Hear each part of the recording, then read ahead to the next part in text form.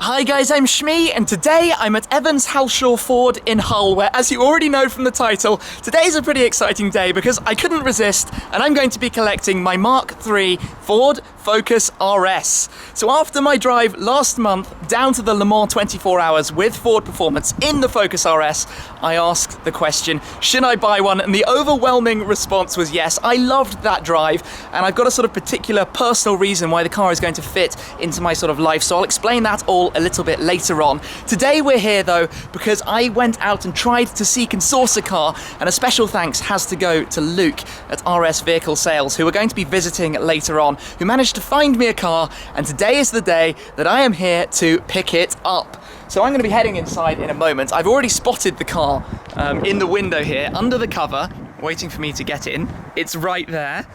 Unsurprisingly, it has a Shmee registration on it, so I'm pretty excited to see this. And yes, it's blue. It's Ford's Nitrous Blue. So we're going to go in, take delivery of the car, and then I'm going to set off for what's about a 4-hour drive back towards home with it today. Like I said, stopping by RS Vehicle Sales, and I'll explain a little bit more about why I've gone for this car and the sort of story behind it. For now though, let's head straight inside. The cars have just arrived, so we've got 2 blue ones over there, and as I come towards the door, we've got the dealer's demonstrator as well in Nitrous Blue here. We'll go straight in and check my car out. Oh, that's quite nice. Ford GT.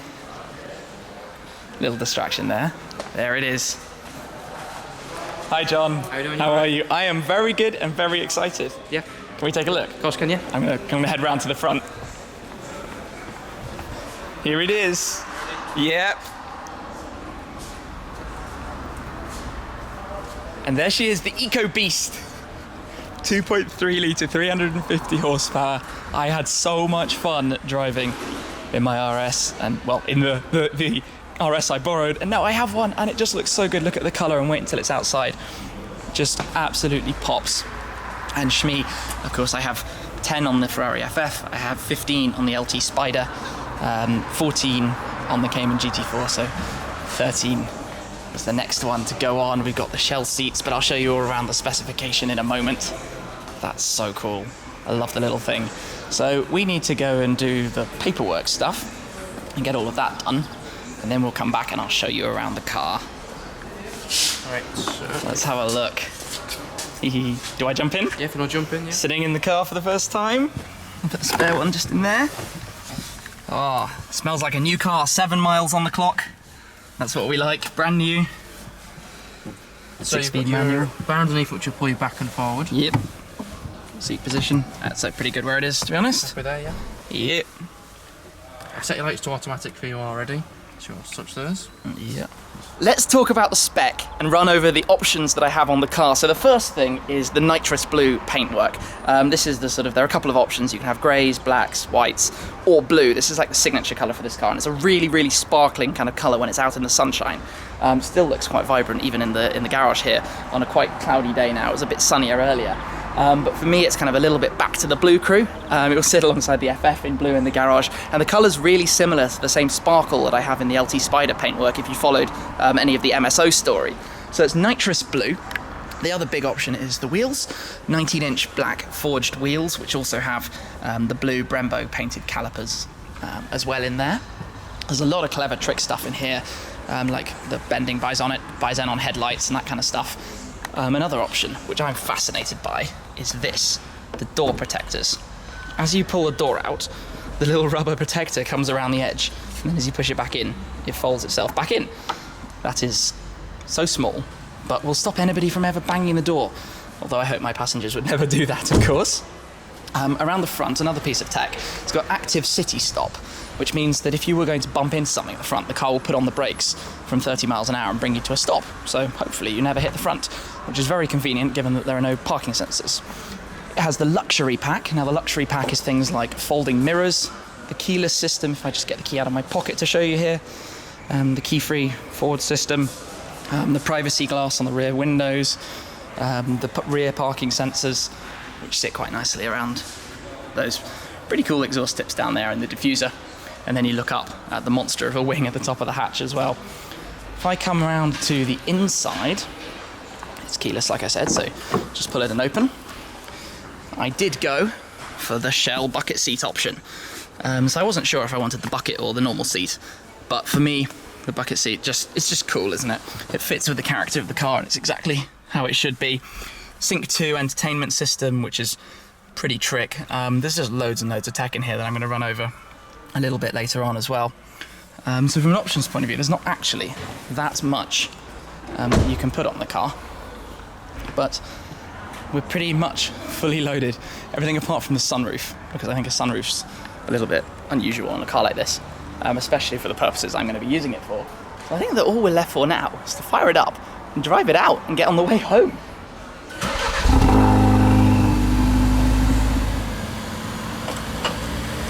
Out she comes.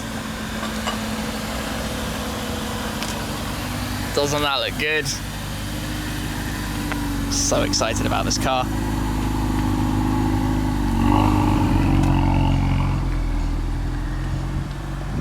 Just before setting off, the sun has come out, and look at the sparkle from the metallic paint. That does look rather striking. That's exactly how I wanted it to be.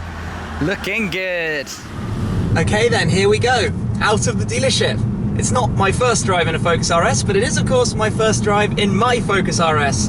Now, because it's just clocked over to 8 miles, that means it's running in. So it has to be a very leisurely drive. There are lots of things you should do when you're driving a car for the first sort of set of miles. Of course, your new tyres, new brakes, new engine, the whole system needs to bed in and get used to what's going on.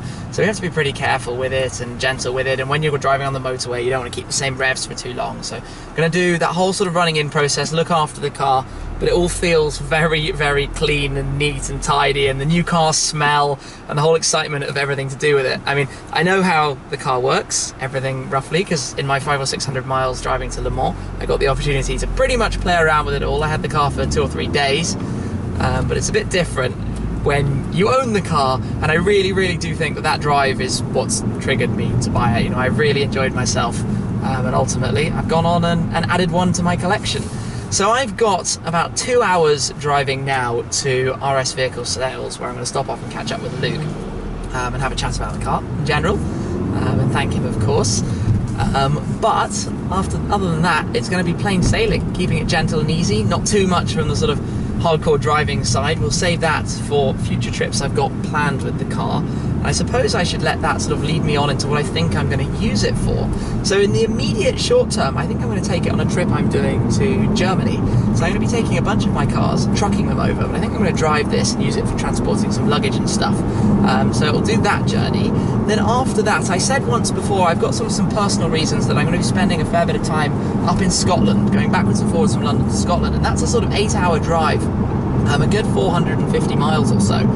So it's the perfect car, I think, to embrace all weather. Of course, it's a all-wheel drive system, so it's going to be able to handle the bad weather over winter.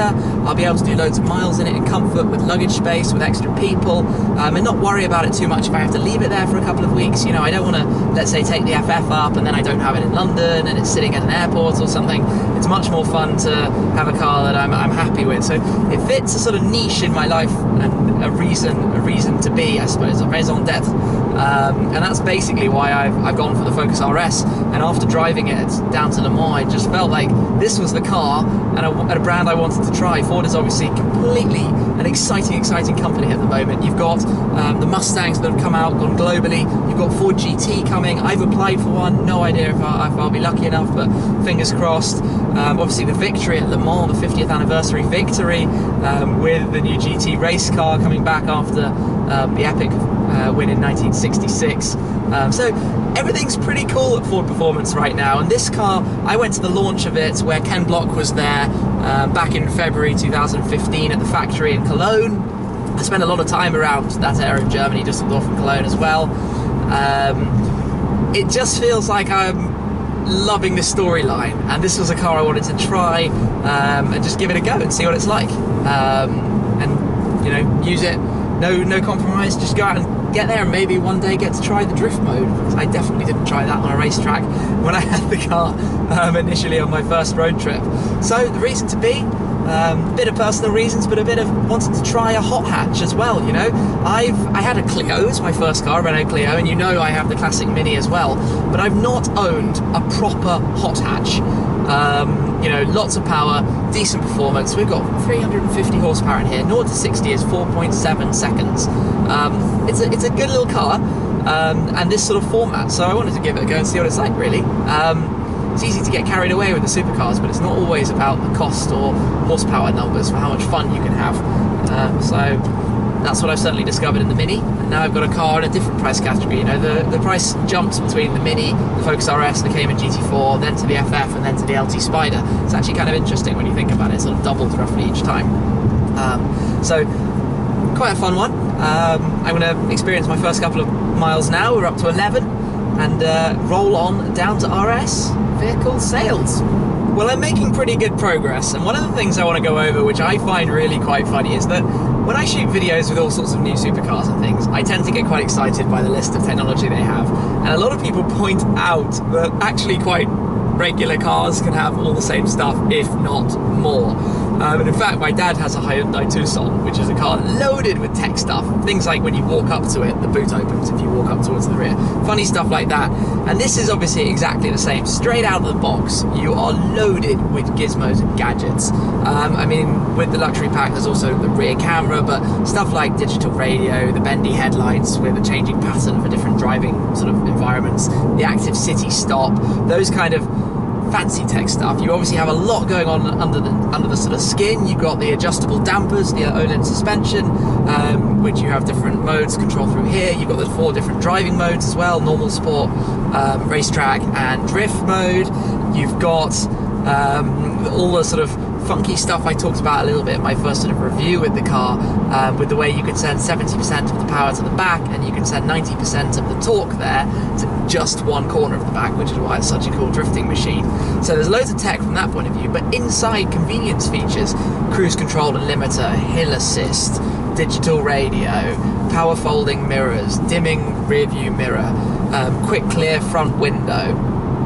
There's probably a ton of stuff I can't even think about because it's just a really, really long list. Multiple trip computers, the 8-inch touchscreen for the Sync 2 system, tons of USB ports. I've got a lovely cable running up already. I bought a blue cable for this car. I have a green cable, a red cable. I don't have a red car.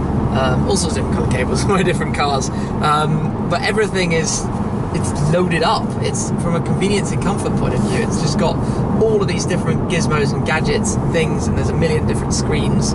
Perhaps too many screens is what I said before, but all sorts of things you can look at, play with, go through, connect, Bluetooth, blah blah blah blah blah, the whole lot. And I mean the full entertainment system, it's only £495 as an option. Some of the sort of supercar companies need to learn from that, because this is a brilliant system for a fraction of the price. But for like driving convenience, it's loaded up big time. It's really, really good. The sun's out and the drive so far is brilliant, but I've made it to my first checkpoint, RS Vehicle Sales, where I've popped the car here inside alongside some friends. So we've actually got my car right here, another Nitrous Blue car, a white car, there's another white car tucked in at the back over there, and those are all for sale, of course. But Luke here helped me out arranging getting my car, so a massive thanks goes to him. Cool to come down and see what else he's got as well, including that GTR right there, which if I come round to the back very quickly, that's definitely interesting. I'm sure it sounds quite beastly. But I've done about 130 miles so far. Everything's gone pretty well. Kept it very smooth, very gentle, normal mode only. But the sun's out. I might give it a go in sport on the way back. I've got about 2.5 hours towards my final destination for the evening. But yeah, this is really cool. It's been a month of sort of waiting, I suppose, trying to work out where to get one, how to get one, and all of that. And so far, everything is going really well. I'm making my way back now towards the motorway, and that sounds like an opportunity to put the car into sport. So 2 presses up there.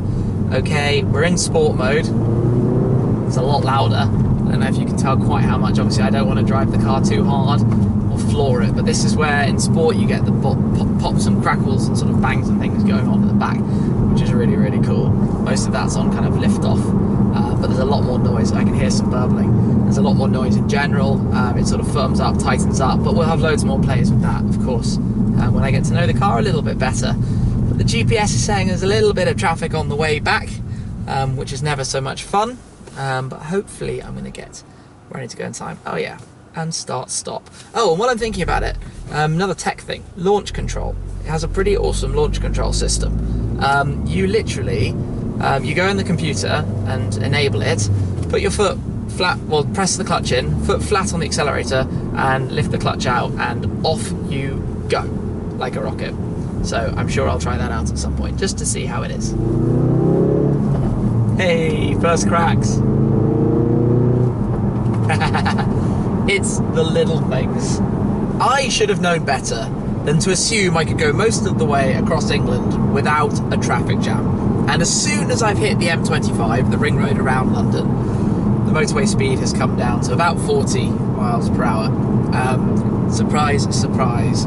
This car does though, which is quite nice to know. Like 6th gear is happy doing pretty much anything. There's a lot of room to move in each gear, a lot of pull available. Caution, so it's quite... traffic disruption ahead. Ah, thank you. I don't even have the internal nav on, and it still tells me about that. Kind of nice. I presume that's a setting or something. There's a lot of stuff you can play with and change. Now I can't remember if I've already said or not, but I'm actually on my way to the airport. I've got enough time, assuming this traffic jam isn't too bad, but obviously always on the back of my mind, am I going to make it? Am I going to make it? But the car is going to end day one with about 275 miles on it, and I did something similar the last time I collected a car, because the last new car I picked up from a dealership, from a main dealer, was my Cayman GT4. Picked it up, drove it all the way through France, and I went to bed in Lyon with over 600 miles on it. But at least it gets most of, or a good chunk of the run-in done, and ready to be enjoyed properly from there on. But yeah, I guess just hope this isn't too bad and I get towards the airport. But so far, I am very happy. So, we are done through the traffic, finally. Took a very long time. I probably wasted the best part of an hour sitting in a traffic jam. But I'm here, and now I'm using the reversing camera for the first time to line me up nicely in a parking space. I mean, these things were sort of the latest, greatest in technology for cars not that long ago, and now, well, you can probably have one on a normal Focus. Back we go. Oh, I've still got space behind me. This is where I realise I can't open the boot. But we're here. That's been a pretty good drive so far. It's always fun bringing a new car home, taking it on its first long outing. Oh yeah, it automatically stops. So now if I open the door, is it fully off? Yes it is, you don't have to turn the engine off. Magic, let me get my stuff out, and then I will wrap up. Oh, I'm wrong. Now it's off. And there we have it, the end of collection day of the Focus RS. And I'm really, really looking forward to getting to drive this car and push it a little bit harder. Of course, today has been very, very gentle. Running it in about 5.5 hours, driving on the motorway, so not exactly doing much. Sitting in 6th gear, adjusting the revs here and there. And I've also been shooting another little video talking about a topic that I get asked all the time, which is why a collection of cars rather than buy one hypercar. So that video is going to come out again very shortly as well. But I love this little thing. I mean, that's why I bought one. I really, really enjoyed the drive in it. And it's been a pretty fun story, you know, because I was at the launch, the global premiere of this car at the factory in Cologne. And I've gone and parked really, really close to this lamppost, but there's just enough space to open it up. So we can do this. Up it goes. I did check that before filming, just in case you're wondering. Decent boot. I'm going to take the instruction books with me actually for performance. That's quite nice, so that I can do some reading. But I suppose you could say this is my first actually practical car. I've bought a car that has real space, real seats, back doors, can transport a load of luggage, doesn't burn me on fuel economy. It's far too sensible for me, yet it's still like a limited edition hardcore car with bucket seats. It's fun, that's what it's all about, isn't it? And yeah, not a bad start. So I'm looking forward to sharing loads more with this car with you guys. So make sure you're subscribed, check all that out. and the other stuff I'm getting up to as well, because I've got a pretty busy couple of months ahead of me. I will wrap up there though. Thank you very much for joining me on this adventure. I'll catch up with you again very soon. Cheers.